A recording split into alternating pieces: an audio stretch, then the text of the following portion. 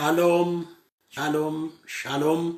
Ordoftonni pejiko luba gaddisa talaun kantatan hundum keessan baga ayyaana dhalachuu gooftaa keenya Yesus Kristos kan bara 2020 isin ga'e jechuudhaafan achi as ba'e waan laphee korra guutin isinitti dubbadha. Ayyaanni kun ayyaana guddaadha. Baga guyyaa kanaan geessan kallattii dhangalaatii ordofaa sagalee waaqayyoo iddoo lamaan tokko dubbifannee faarfannaadhaan waaqeffannaa hin kadhannaa. Waan waaqayyo laphee korra kaayira dhaabadheen immoo isin eebbisa. Macaafa Isaayaas raajichaa boqonnaa 9 lakkoofsa 6-7 jirurra dubbiseen waaqayyoon kadhanna. Akkas jedha sagalee waaqayyoo. Mucaan nuuf dhalateera, ilmis nuuf kennameera. Humni mootummaasaa gatiittii isaarra jira. Galanni waaqayyoof haa ta'u. Maqaansaa gorsaa, dinqii, waaqa jabaa, abbaa bara baraa, angafa nagaa hin jedhama. Mucaan dhalate kun maqaansaa gorsaa, dinqii, waaqa jabaa, abbaa bara baraa hin jedhama. Mucaan dhalate kun guddina mootummaa isaatiif guddinni nagaa isaatii dhuma hin qabu. Nagaan isiniif haa ta'u ammayyuu. Guddinni nagaasaa, guddinni mootummaasaa dhuma hin qabu. Inni teessoo Daawitiif mootummaasaa irratti hin mo'a. Isa hin ijaaras firdiidhaaf qajeelummaatiin amma hamma bara baraatti isa hin eega. Hinaaffaan Waaqayyoo gooftaa maccaa akkas hin godha. Mucaan nuuf dhalateera, ilmis nuuf kennameera. Humni mootummaasaa gatiittii isaarra jira. Maqaansaa gorsaa, dinqii, waaqa jabaa, abbaa bara baraa. Hallelujaa. Mee waaqayyo isa guyyaa irraan nu ga'e galateeffannee sagantaa keenyatti seenna. Yaa waaqayyo abbaa, yaa waaqayyo ilmaa, yaa waaqayyo hafuura qulqulluu. Bara jiraannu hundumaa irratti guyyaa kana waan nu dabalteef maqaan kee ulfaatu. Guyyaa seena qabeessa, guyyaa ulfina qabeessa, guyyaa jireenya keenya keessatti yaa waaqayyo guyyaa addaa ta'e kanaan waan nu geesseef maqaan kee eebbifamu. Lubbuuf foon hafuura keenya ol keessatti eddee ayyaana dhalachuu gooftaa keenya Yesus Kristos isa bara 2020 akka ayyaaneffannu waan gooteef ulfaadhu. Yaada kee nu mul'isi, nutti dubbadhu, sagantaa kana to'adhu maqaa Yesuusiin. Ameen. Amma immoo faarfannaa dhalootaadhaan waaqayyoon hin waaqeffannaa. Yeroo hundumaa na duukaa kan dadhabu mucaa koo qomoon gaaddisaa faarfannaa dhalootaa nuuf qopheessee jira. Faarfannaa kanaan hin waaqeffannaa. Viidiyoo kana sheer walii godhaa, follow godhaa. Sagantaa kana ordofaa, eebbifamaa. Mee faarfannaa kana waaqayyoon waaqessina.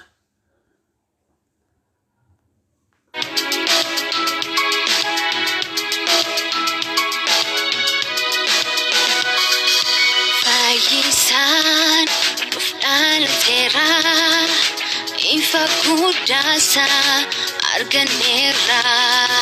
Fayyisan nuuf dhalateera, ifa guddaasa arganneerra. Fayyisan nuuf dhalateera, ifa guddaasa arganneerra.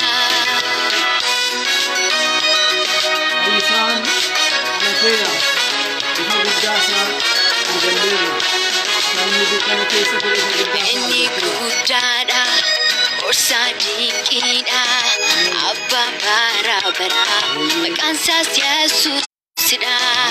Inni guddaadha, gorsaa dinqiidha, abbaa bara baraa, maqaansaas Yesuusidha.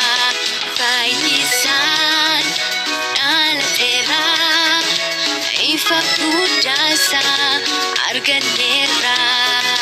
Fayyisaan dhalateera, ifa guddaasa arganneerra.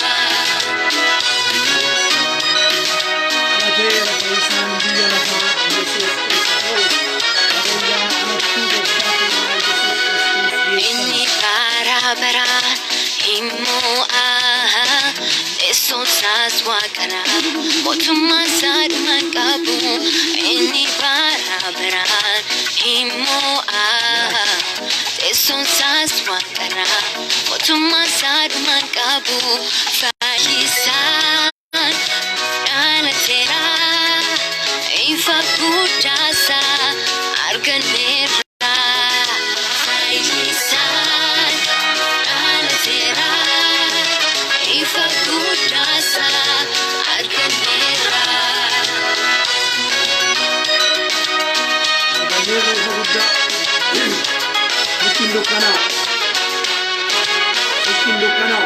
Uchichi guddaadha hubachiisa gaggeessaa jireenya mootiin nuuf kennameera. Uchichi guddaadha hubachiisa gaggeessaa jireenya mootiin nuuf kennameera. Fayyisaan dhalateera ifa guddaa isaa arganneerra.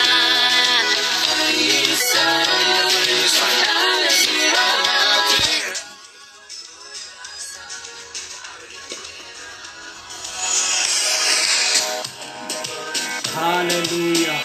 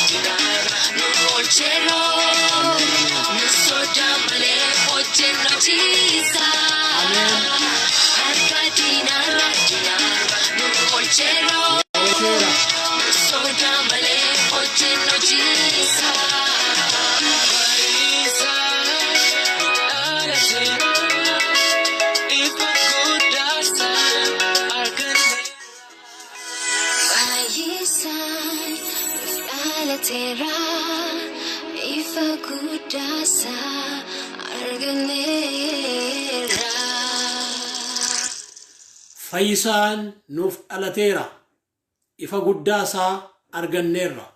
Sabni dukkana keessa ture, sabni gaaddidduu du'aa jala ture, ifa guddaa isaa arganneerra. Hordoftoota amantii kiristaanaa biratti guyyaan kun guyyaa addaati. Guyyaan kun guyyaa seena qabeessa. Guyyaa seena qabeessa qofatu hin taane guyyaa yaadannoo guddaadha obboloota koo. Guyyaatti Fayyisaan biyya lafaa kan ta'e Yesuus itti dhalate yookiis qorichi biyya lafaa, qorichi addunyaa, daawwaan addunyaa guyyaan itti argamedha. Cubburraan kan ka'e namni Waaqayyoorraa adda ba'ee arra garuu dhukkuba cubbuutti kan nama fayyisu qoricha cubbuu kan ta'e guyyaatti Fayyisaan biyya lafaa Yesuus Kiristoos dhalatedha.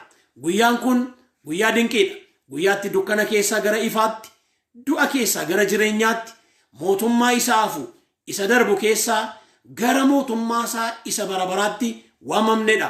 Ammas irra deebi'een jedha baga ayyaana dhalachuu gooftaa keenya Yesuus Kiristoos isa bara 2020 isin ga'ee sagalee Waaqayyoon isiniif dubbisee ammas faarfannaadhaan Waaqayyoon galateeffannaa. Macaafa Wangeela Luqaas boqonnaa 2 lakkoobsa 8 kaasee amma 14 isa jiruni isiniif dubbisa. Tiksoonni tokkommoo naannoo sanatti bakkeetti halkan darabee dammaqanii oolota isaanii in eegu turan. Ergamaan Waaqayyoo dingata isaan bira dhaabbatee akkatasaa ifni surraan gooftichaa naannoo isaanitti ibse. Kanarrattis isaan na'anii guddaan sodaatan.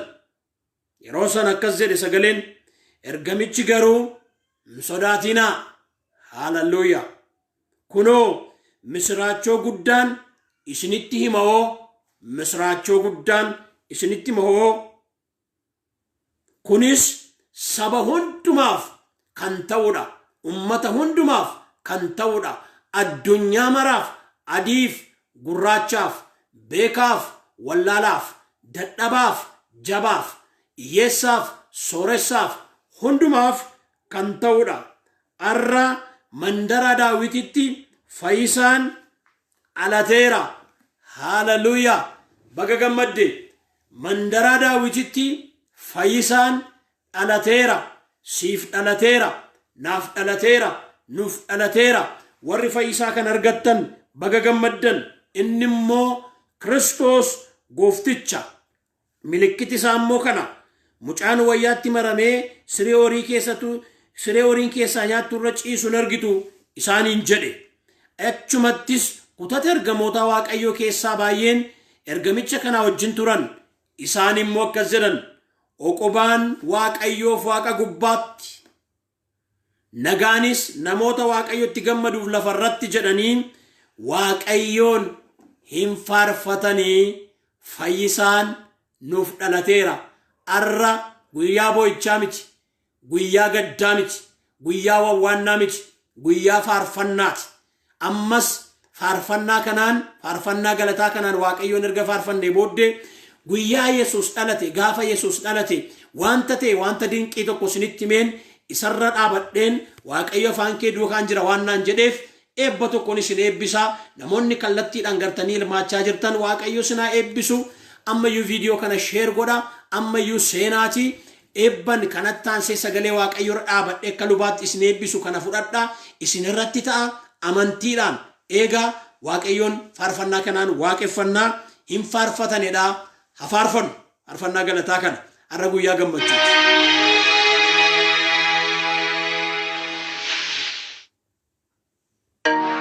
Yaa Waaqayyo Abbaa kiyya, galanni guddaan siif haa ta'u. Ameen. Galanni siif haa ta'u. Wanna naa goote hundaaf. Abbaa guddaa, ati abbaa jaalalaati.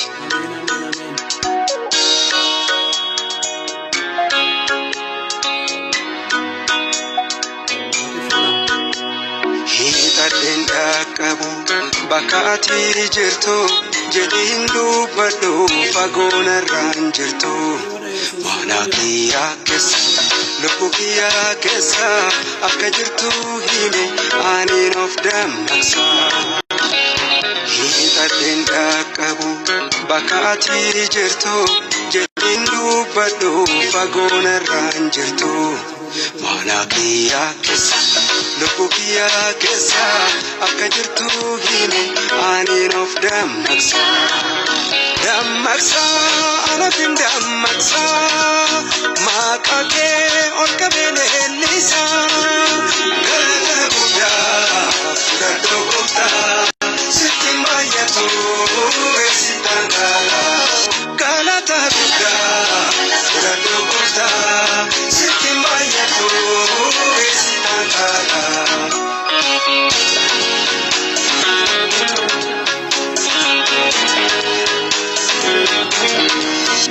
Galata galata galata fudhadhu ansi faarsuu malee waan beeran barbaadu. Galata galata si qabee dhufeera ennaa na gargaartu inni kee argeera.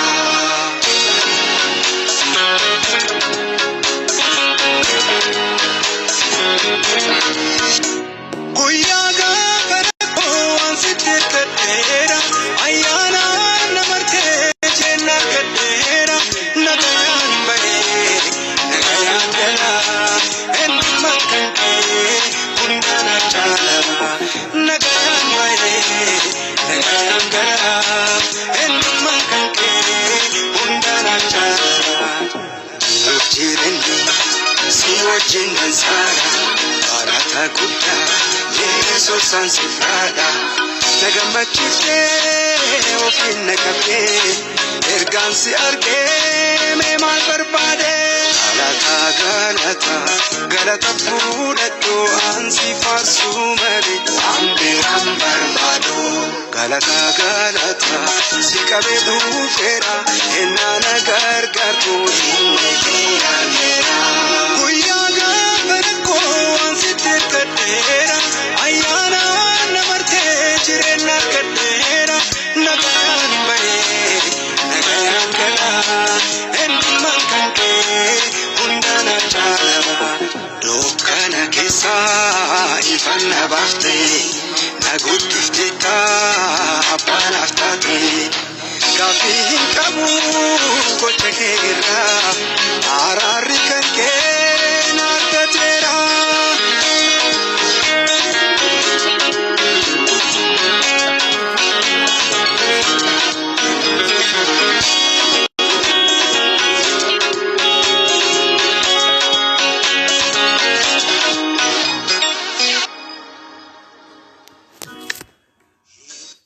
Fayyisaan biyya lafaa Yesuus alateera.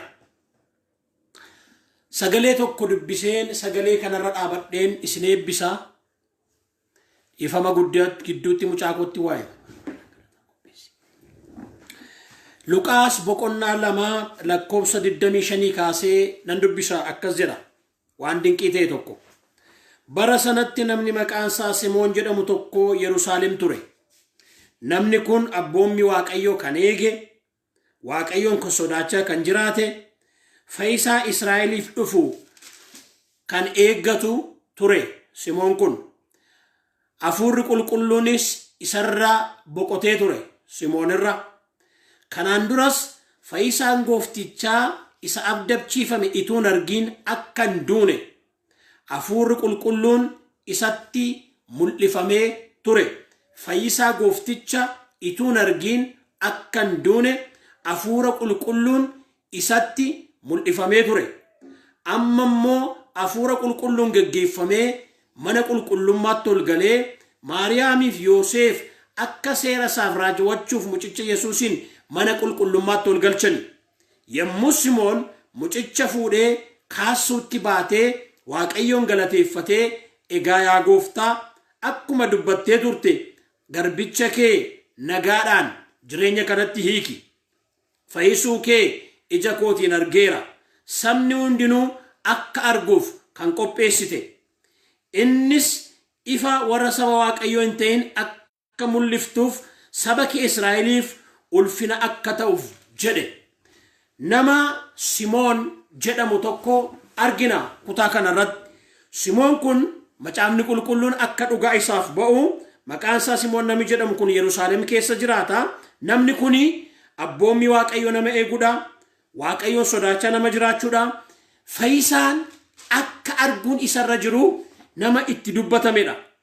Hafuura qulqulluunis isarra boqotee jira jedha macaafni qulqulluun. Hafuurri qulqulluun inni Yesuus Kiristoos irra boqote narras sirras aboqotu. Inni bifa gugeedhaan Yesuus irra buufate sagalee dhufe kanarraan kan kee ammayyuu sirra abuufatu. Kanaan duras fayyisaa goofticha isa abdachiifame ituun argiin akka hin duune hafuura qulqulluudhaan itti mul'ifamee ture jedha. Waan abdachiifame qaba, kakuu qaba, sagalee qaba. Fayyisaa goofticha ituun argiin akka hin duune. Ala amma afaan korra Waaqayyo ergaa kaa'e. Laphee korra Waaqayyo ergaa kaa'e. Waasiin jechuuf anan arra achi as ba'e. Ala akkasan siin jedha. Maqaa gooftaa maqaa Yesuus Kiristoosiin isa abdachiifamte, isa siif kakatame ituun argiin hin du'in. Ameen jedhi fudhadhu. Hin du'in. Kooviidiin sin ajjeesin. HIV'n sin ajjeesin. Kaansariin sin ajjeesin. Kaleen sin ajjeesin. Honneen sin ajjeesin. Dhukkubi sukaaraa dambisaatiin sin ajjeesin. Dhukkubi akka tasaa sin ajjeesin. Balaan konkolaataa sin ajjeesin. Isa Waaqayyo siin jedhe. Isa Waaqayyo sitti dubbate. Isa Waaqayyo sitti hime. Isa Waaqayyo si abdachiise. Karaa hafuura qulqulluu isa gaaf tokko sitti mul'ifame ituun argiin du'i dingataa, du'i akka tasaa, du'i yaadamne ala keen argatiin, warra keen argatiin, ijoollee keen argatiin, manaa keen argatiin, baamanaa keen argatiin, anaan hin argatiin.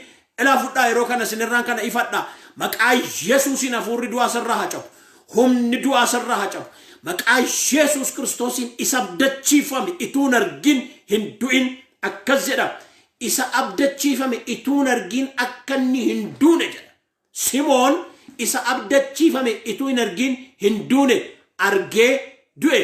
Waaqayyo afaan kee duukaan jira naan jedheera. Haalelluuyaa. Isa Waaqayyo siin jedhe argi. Isa gurri kee dhagee ija keen argi.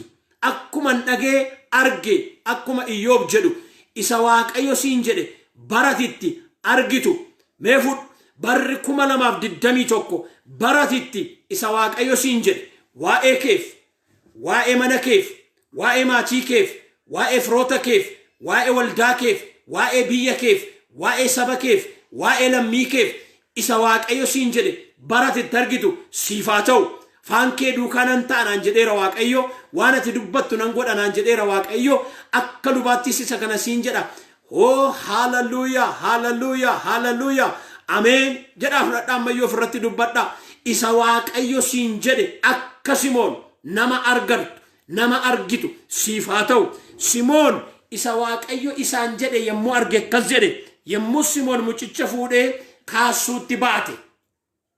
kaasuutti baate isa abdachiifame sana egaa akkuma dubbatte garbicha kee nagaadhaan jireenya kanatti hiike amma argeera fayyisuu kee iji koo argeera isati dubbatte argeera jara keenya Yesuus Kiristoosiin qabaachuun hundumaarra caala warri Yesuus Kiristoos fayyisaa biyya lafaa qoricha addunyaa ta'e kana argatan du'i isaanii sodaachisu du'i isaanii yaaddeessu du'i isaanii dhiphisu amma yoo sassaabaman iyyuu garatta deeman beeku irra deebi'ee garuun jedha du'a dingataa du'a akka tasaa du'a neegamne du'i yaadamne du'i yeroo malee sagalee kanarraan kan ka'e mana kee jireenya kee hin argatiin hin seeniin alaammas irra deebi'een jedha isa waaqayyo isiniin jedhe argaa na agarsiisi yaa waaqayyo agarsiisi nama kana yaa waaqayyo nu agarsiisi hunduma keenya yaa waaqayyo isati nuun jette ituu nuun argin du'aan kan nu gaadu balaan kan nu gaadu dhibeedhaan kan nu gaadu vaayirasii hamaa ba'ee jiru kanaan kan nu gaadu maqaa gooftaa maqaa Yesuus Kiristoosiin dubbii kee dhufe kanarraan kan kee kan cabe haa ta'u dubbiin afaan waaqayyo keessaa ba'e wanta itti ergame ituu raawwatiin gara kootti hin deebi'u jetteetta dubbiin kun du'a cabsee isatu nu abdachiifte nu agarsiisu argaa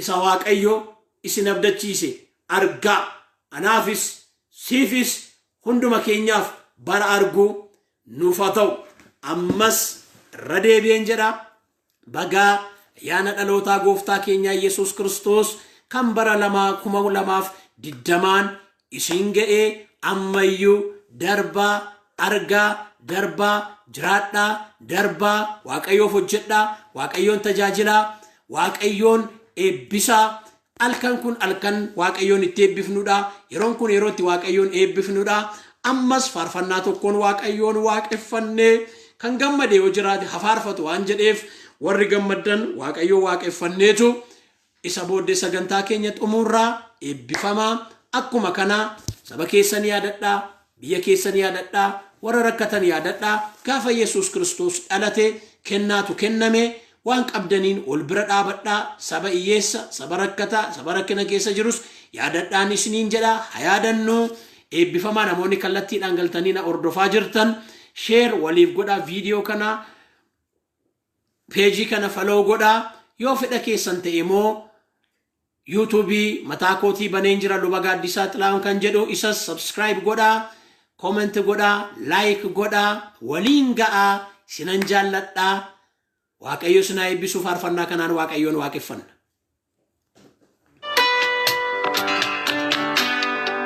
Jabina mataa keetti hirkattee mootee kan jiraattu baraaniiftee jabina mataa keetti hirkattee mootee kan jiraattu baraaniiftee kan turtee kan jirtuuf jiraattu waaqa daati homtuu sin fakkaatu kan turtee kan jirtuuf jiraattu waaqa daati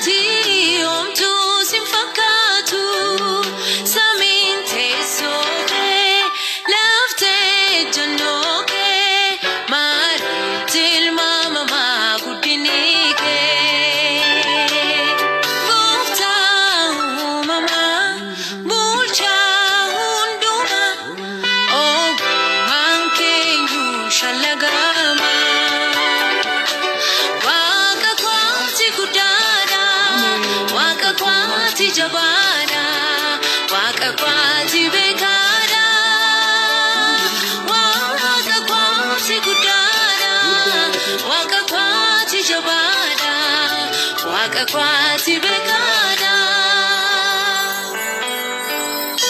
Guddisaa Waaqayyo ni guddaa, ni jabaa, ni beekaa.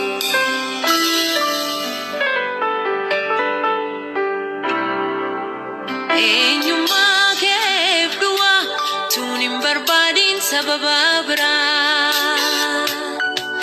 Garaa koo guutuu si waaqeffadha, ati Waaqayyoodha. Waaqummaa keef du'a tuun hin barbaadin sababa biraa. Garaa koo guutuu si waaqeffadha, ati Waaqayyoodha. Ati Waaqayyoodha. Ati Waaqayyoodha. Ati qulqulluudha. Ati qabduudha. Ati qabduudha.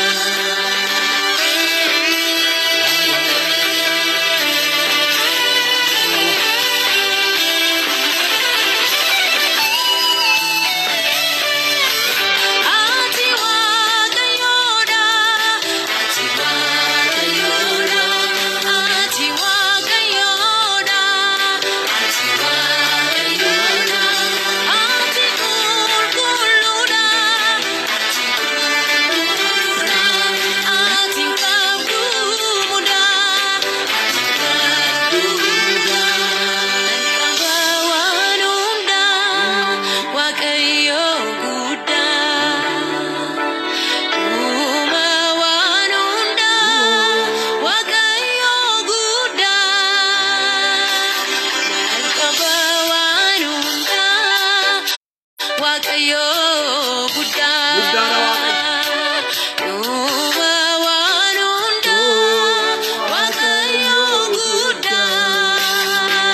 Waaqayyo guddaa.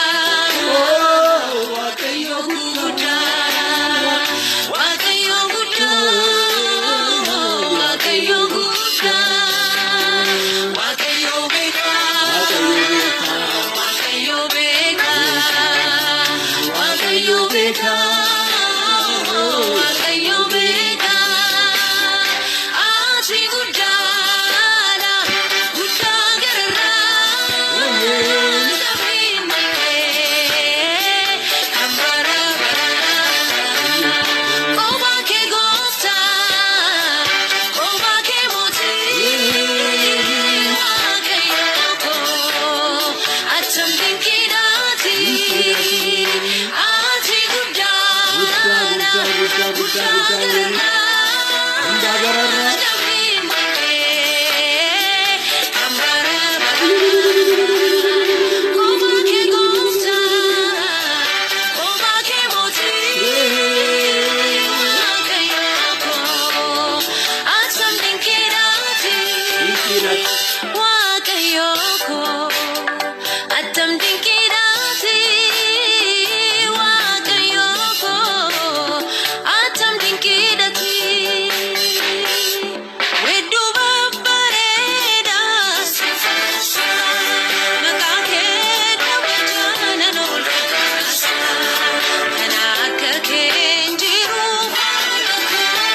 Dhimmeessi waaqessa garaan koo. Kan akka kee hin jiru waaqa koo. Dhimmeessi waaqessa garaan koo. Wedduu babbareedaa. Maqaa kee kabajaa nan oolfata.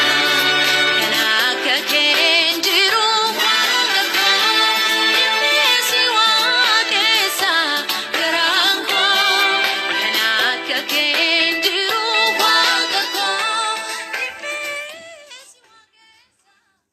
Oqubaan, ulfinni, guddinni, aangoon isa teessoo irra taa'ee jiru sanaaf oolichaaf bara hamma baraatti haa ta'u.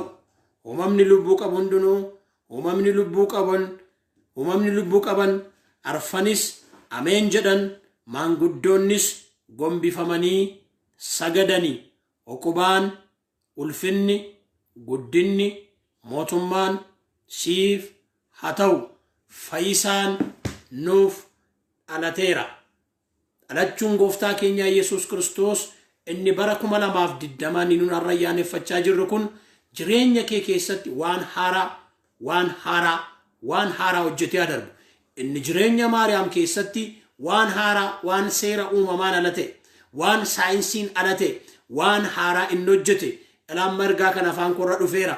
Waan haaraa si keessatti, sirratti, mana kee keessatti hojjetee hadarbu.